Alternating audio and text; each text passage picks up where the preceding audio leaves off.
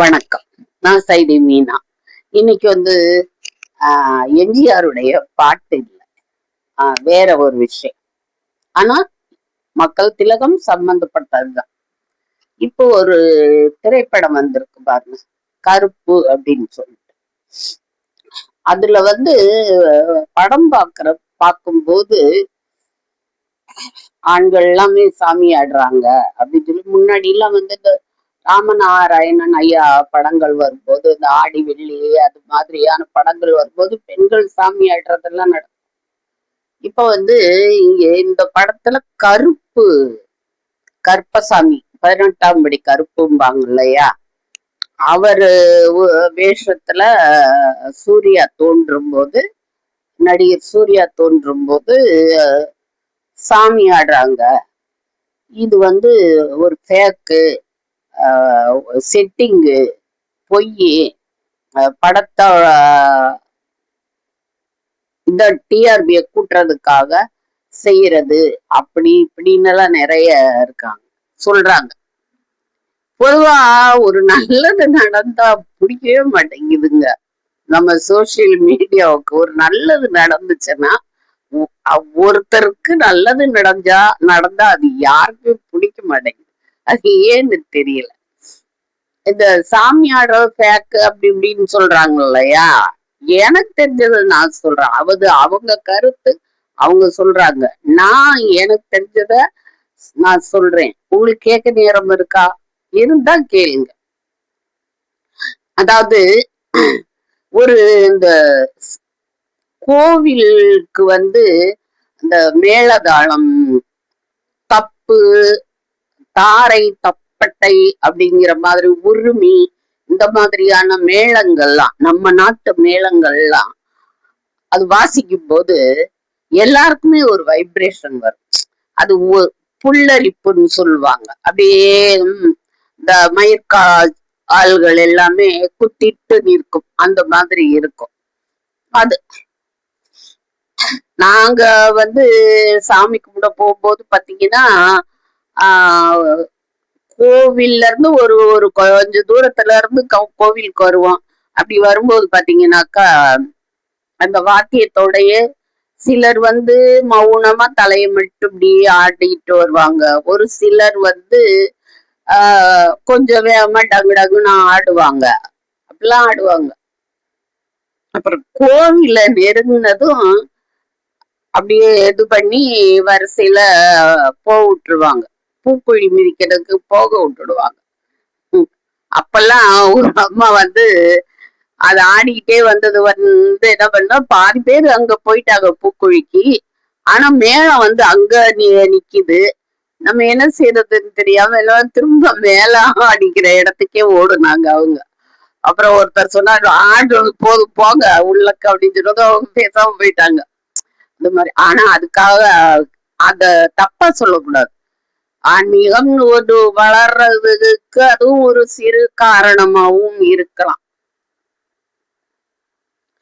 அது காரணமாவும் இருக்கலாம். இந்த வைப்ரேஷன், அந்த மேளம் வாசிக்கும் போது உடல் புல்லரிக்கும். அதை கட்டுப்படுத்தி அப்படி எனக்கு என்னன்னு இருக்கிறவங்க ஏறாளும். எனக்கும் அந்த மாதிரி உண்டு. நான் மட்டும் இல்ல, நிறைய பேருக்கு அது மாதிரி புல்லரிக்கும் அந்த சவுண்டு கேட்டாலே. சிலர் அந்த இடத்த விட்டு, அந்த பஜனை பாடல்கள் ஐயப்பனுக்கு பாடும் போதெல்லாம், கருப்பசாமி பாட்டு பாடும் போதெல்லாம் நிறைய பேர் எழுந்திருச்சு வெளியே போயிடுவாங்க கோவில்ல விட்டு. தாங்க முடியாது அவங்களால அப்படின்னு சொல்லி. ஆனா சிலர் அந்த மாதிரி ஆடுறத நான் பார்த்திருக்கிறேன்.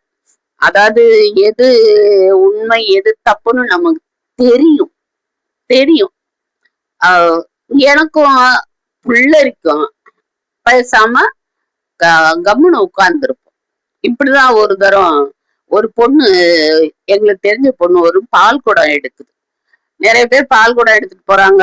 அந்த பொண்ணும் தலையில பால் குடம் வச்சு நாங்க பின்னாடி அந்த பிள்ளைக்கு கூட்டிட்டு போறோம். போகும்போதே பாத்தீங்கன்னா எல்லாரும் நிறைய பேர் ஆடுறாங்க. அந்த பிள்ளைகளை பார்த்து சிரிக்குது, எனக்கு சாமி வரல, ஆட வரல அப்படின்னு சொல்லிட்டு. அது சொல்லி ஒரு 2 நிமிஷம் கூட ஆகலைங்க. அந்த குழந்தை திடு திடு திடுன்னு மெட்ராஸ் தமிழ்ல சொல்லணும்னா திப்பு திப்பு திப்புன்னு ஓடிடுச்சு. ஓடி கூட்டத்துக்குள்ள உள்ள கருவறைக்குள்ள ஓடிடுச்சு. சாமிய பார்க்க நிக்கிற பக்தர்கள் கூட்டத்துக்குள்ள ஓடிடுச்சு. அப்புறம் தேடி கண்டுபிடிச்சு கூட்டிட்டு வந்தோம். அந்த மாதிரி அது சிரிச்சுக்கிட்டு எனக்கு என்னன்னு வந்த பொண்ணு அந்த மாதிரி ஜம்ப் பண்ணி ஒரே ஓட்டமா ஓடிடுச்சு. அப்ப அது என்னன்னு சொல்றது சொல்லுங்க. ஒருத்தர் நல்ல குண்டா இருப்பார். அவரால எட்டு எடுத்து நடக்கிறதே பெரிய காரியம். ஆனா அவர் அவருக்கு ஒரு இது ஒரு இந்த ஒரு உடல்ல சிலிர்ப்பு உண்டாகும் போது என்ன செய்வார்னா நல்ல ஜம்ப் பண்ணுவார். அதுதான் எனக்கு ரொம்ப ஆச்சரியமா இருக்கும். நல்ல ஜம்ப் பண்ணுவார். அவருக்கு நடக்கிறதே சிரமம். ஆனா அந்த மாதிரியான சூழ்நிலையில ஜம்ப் பண்ணுவாரு. வேப்பிலைய அந்த குச்சியோட அப்படியே ஒடிச்சு ஒடிச்சு சாப்பிடுவார். இது என்னன்னு எனக்கு புரியல. அதாவது என்னை மாதிரி சிலருக்கு இத நம்புறதா நம்ப முடியாம இருக்கா, நம்ப முடியாதுன்னு சொல்ல முடியாது. ஆனா நம்பலாமாங்கிற ஒரு கேள்விக்குறி வரும். ஏன்னா எல்லாத்துலயும் சயின்டிபிக்கா நிரூபிக்கிறேன்னு சொல்றவங்களும் இருக்கிறாங்க இல்லையா. இது வேப்பங்கொழுந்து ஒரு சின்ன துளிர் எடுத்து சாப்பிட்டு பாருங்க, அவ்வளவு ஒரு கசக்கும். அவங்க அப்படியே கொத்து கொத்தா சாப்பிடுவாங்க. அது ஒரு ஆச்சரியமான விஷயம். இதுல பாத்தீங்கன்னா முக்கியமா ஒண்ணு பார்க்கணும். ஒரு டிவி ஷோல சங்கர பாண்டியன்னு ஒருத்தர் உதவி கதாசிரியரா உதவி இயக்குனரோ இந்த மாதிரி ஏதாவது வேலைகள் செய்யறவர் தான். அவர் மனைவியோட ஒரு டிவி ஷோல கலந்துக்கும் போது அவரு அவருக்கான கான்செப்ட் வரும்போது என்னன்னா அவர் கருப்புவா வர்றாரு. சமூகத்துல சில அநீதிகள் நடக்குது. அதாவது அவர் எடுத்துட்டு கான்செப்ட்ல இதெல்லாம் நடக்குது. சமூகத்துல சில அநீதிகள் நடக்குது. எல்லாரும் அழுகுறாங்க, கொதிச்சு போய் குமுறுறாங்க. கருப்பா நீ என்ன செய்யற, கேட்க மாட்டியா அப்படின்னு சொல்லி அழும்போது கருப்பசாமி வர்றாரு. அதாவது அவர் இப்ப சொல்லும் போது எனக்கு புல்லரிக்குது. அது ஏங்க நான் உங்ககிட்டதான் பேசிட்டு இருக்கிறேன். ஆனா எனக்கு அந்த மாதிரி இருக்குது. அப்போ ஏன் அந்த பேர் சொல்லும் போது புல்லரிக்கணும்? அப்போ கருப்பசாமியா அவர் வேஷம் போட்டு இறங்கி வருவார். அவர் சங்கர பாண்டியன் சொல்லி சில சீரியல்கள்ல நடிச்சும் இருக்கார். அப்படி வரும்போது ஒரு நடனம், அதுக்கு அந்த சாமி ஆட்டம் இதெல்லாம் முடிஞ்சு அவர் சொல்லுவார்.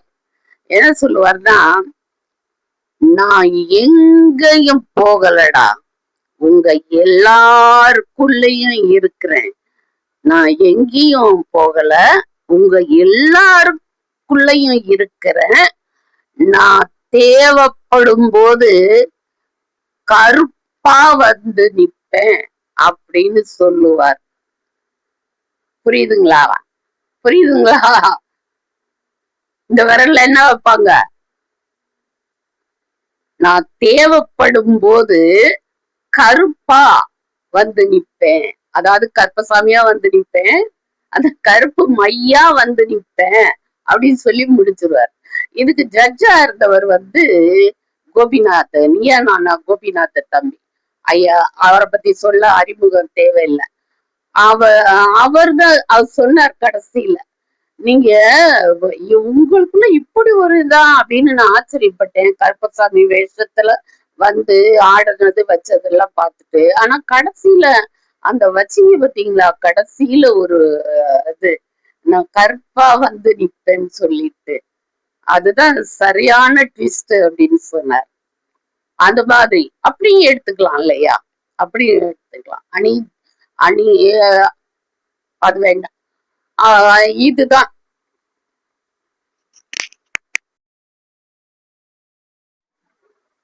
இதுதான் இந்த விஷயத்துக்கு ஒரு நான் இருக்கேன் இல்லைன்னு நம்ப வைக்கிறது தெய்வத்துக்கு அவசியம் இல்லை. அதே நேரம் சாமி இருக்குன்னு உங்களை நான் நம்ப வைக்கணும்னு எனக்கு அவசியம் இல்லை. நான் சொல்றத கேட்டு ஆமா இருக்குன்னு ஒத்துக்க வேண்டிய அவசியமும் உங்களுக்கு இல்லை இல்லையா? அவங்களுக்கு தோணுனத சொல்றோம். நான் எங்க வீட்டுல எங்க பையன் ஐயப்பன் சாமி கோவிலுக்கு போகும் வருஷா வருஷம். அப்படி போகும்போது சொல்லுவாங்க, அந்த காலத்துல மலைப்பாங்கான பாதை நடந்தேதான் அவங்க இருப்பிடத்துல இருந்து நடந்தேதான் ஐயப்பன் கோவிலுக்கு சபரிமலை போவதா சொல்லுவாங்க. இப்ப எல்லாம் நீலிமலையில இருந்து பம்பை நதியில இருந்து போயிடுறாங்க. இல்ல சிலர் முடிஞ்சவங்க பெரும்பாதை வழியா போறாங்க. ஆனா முன்னாடி ஸ்டார்டிங்கே வீட்டுல இருந்தே நடதான். அப்படி இருந்த காலத்துல நாள் ஆகும் போய் வர போல. அப்ப அப்போன்னு இல்ல, எப்பவும் சொல்றேன், அவர் கோவிலுக்கு போயிடுறாரு குடும்பத்து வீட்டு ஆளு. அவர் வர்ற வரைக்கும் அந்த 18ஆம் படியான் தான் அந்த வீட்டுக்கு காவல் அப்படின்னு சொல்லுவாங்க. நான் என் பையன் அப்படி இந்த மாதிரி கோவிலுக்கு போன சமயங்கள்ல பக்கத்து வீட்டு பொண்ணு அது நைட்டு தான் ஒரு 12 மணி அளவுலதான்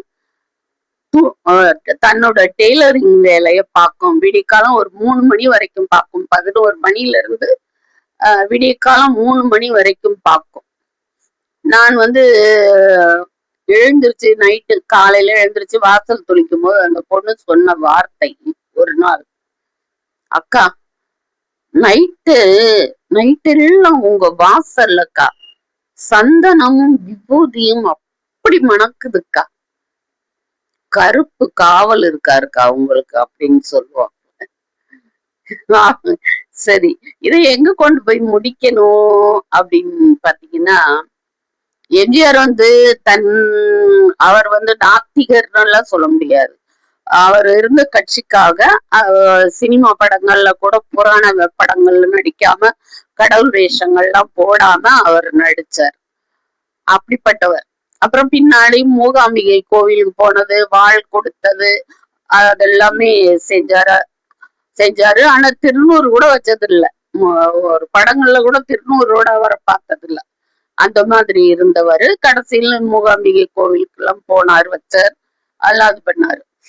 ஆனா அப்படி தான் சார்ந்த கட்சிக்காக கொள்கையோடு இருந்தவர், கொள்கையை மீறாம இருந்தவருக்கு அவர் முடியாம அமெரிக்கால ஆஸ்பத்திரியில இருந்த காலங்கள்ல எல்லாரும் சாமி தானே கும்பிட்டோம், வேற என்ன செஞ்சோம்?